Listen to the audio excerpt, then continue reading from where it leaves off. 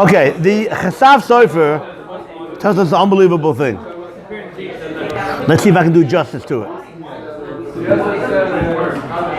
Ma inyan Shmita Eita HaSinai. The Hebrew equivalent of, what does that have to do with the price of tea in China? Why do we bring this in? That Shmita was given on Mount Sinai. I hate to break this to you, but every mitzvah was given on Mount Sinai. So why do we focus on the fact that Shmita was given on Mount Sinai? Sav Sofer says that this mitzvah is the shorish, the root, and the yesod, and the foundation of all the mitzvahs. And he explains that the mitzvah was given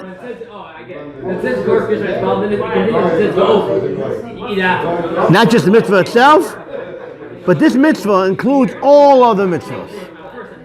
So the reason why Shmita was given is because there is something about Shmita that is the yesod, the foundation for all the mitzvahs.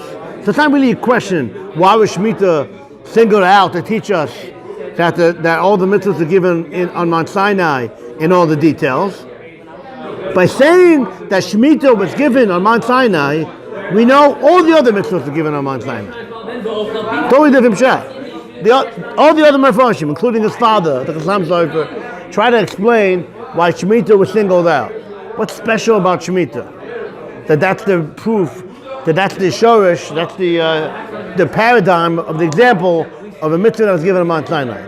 The Chassam Sofer says that by saying that Shmita was given on Mount Sinai in all its detail, we know that all the mitzvahs were given in all its detail. Why? What's special about Shmita? How is Shmita the lobby to the hotel?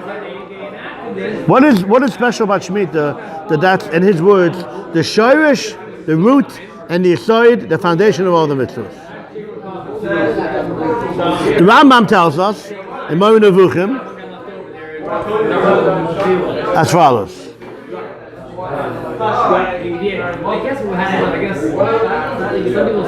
Shmita is really the only mitzvah. What do you say? Shmita is really the only mitzvah that's like clear, that is explicitly detailed.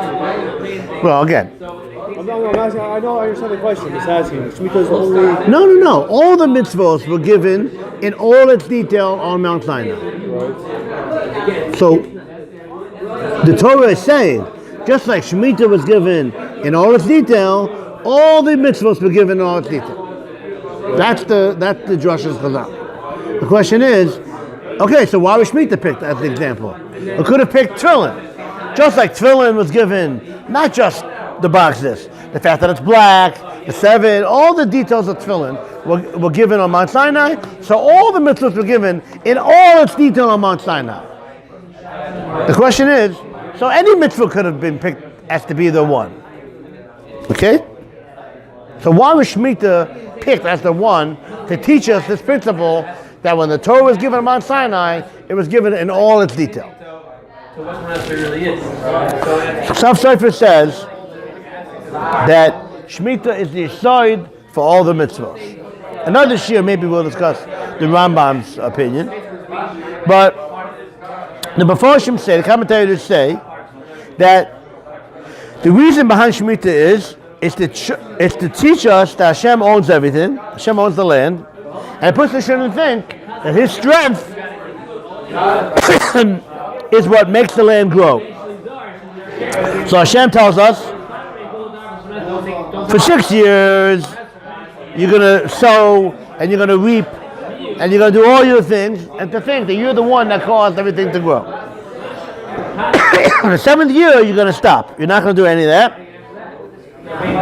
And in the 6th year, you'll have enough for the next 3 years. Even though in that 7th year, you do nothing. And that only will affect, normally it affects, when you don't work the land for a year, now does it affect that year? It affects the next couple of years. But Hashem shows that no, He controls. Not your work doesn't control what happens. And in the 6th year, you'll have enough for the next 3 years. Okay? So after we explained, Bezrat Hashem, the Ksaf Sofer did a beautiful job of explaining this Gemara in Shabbos. It's what to do with the original question. The original question was a deeper pshat in Ma Inyan Shmita Etla Sinai. Why was Shmita picked out as the example that the Torah was given on Mount Sinai? So, based on this pshat in the Gemara, we're going to explain Shmita too. We said before that what Hillel told the Ger was, it's not a problem fulfilling all the Torah, because as long as you're connected to your friend, so the mitzvah that you can't do yourself, to answer Shmuel's question, you can't not put on tefillin and say, oh, my friend put on tefillin, so I'm going to do it. No. The mitzvah that you have to do yourself, you can't do yourself, you have to do yourself. The mitzvah that you can't physically do yourself, you're the wrong gender. Okay, I can't do the laws of neither. For some reason, Do the Shiva and the Kim. I can't do that. I can't bring a carbon for your letters. If I did, I'd go on some talk show, some okay, I don't know what they have now. When I was a kid, they had Jesse, Raphael, and they had all that stuff. What? But nowadays they have I'm sure other people. So getting back. But a man and a woman can't do tefillin. But if you're connected with your friend, you love your friend, they love you, then it's as if you did it. Okay, so that's a very nice pshat on Shabbos, but what does that do with us? What does that do with us? So I'm going to explain now what does that do with us. What happens during Shmita? You let the land go. You have no control over what happens to your land. It's the ultimate tzedakah. It's the ultimate tzedakah. I heard this insight from Rabbi Zweig, Shmita, Shabbat Shalema, that when you give tzedakah, you do have a little bit of gaiva, because you're controlling who you're going to give to. But Shmita, it's the ultimate. You have no control. Anyone who comes in, it's hefker, and he takes whatever he wants, and you have no control of who comes into your land. So, what is that? That's the ultimate. That's chesed. That's tzedakah. Because you have no control even over who takes. That's the ultimate giving over of yourself. You just give over your land to whoever wants. There's no greater form of loving your fellow like yourself than this, because anybody can take, not just your friends. Some people decide who they're going to give tzedakah to. I'm going to give whoever I want to give to. No, over here, Hashem decides who's going to take. That's the ultimate tzedakah.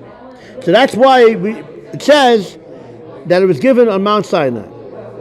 After a person is mekabel to keep Shmita, which is a way of fulfilling v'haftarecha kamecha in its total form, then he can keep all the Torah. So that's a deep insight. Shmita is a way of fulfilling the whole Torah. How? Because we said before that a way to fulfill the whole Torah, we had a question. How could you fulfill the whole Torah? You can't be a man and a woman and living in Israel and owning property and a Kohen and a Levi all at the same time. Can't do all that. There it is. The mitzvahs that you can't do yourself, you can fulfill through your friend, by your friend performance of the mitzvah. You are connected to your friend, and therefore you get a performance of the mitzvah. What mitzvah is the beginning of that? Shmita. By doing Shmita properly and realizing that you have no control, your friend is the one that can take, your enemy can take, anybody can take from your land. That's chesed in its fullest sense, and that's where you learn the lesson of connecting to all your friends. Once you learn the lesson of Shmita, connecting to all your friends, loving all your friends, and then you can fulfill the whole Torah. Because then the mitzvahs that you can't do yourself, you can fulfill through your friend's performance of the mitzvah, because you're connected to your friend. So Shmita is an example of a performance of the entire Torah. Because the lesson of Shmita, of v'haftarecha kamecha, of loving a friend like yourself, is a way of a performance of all the mitzvahs.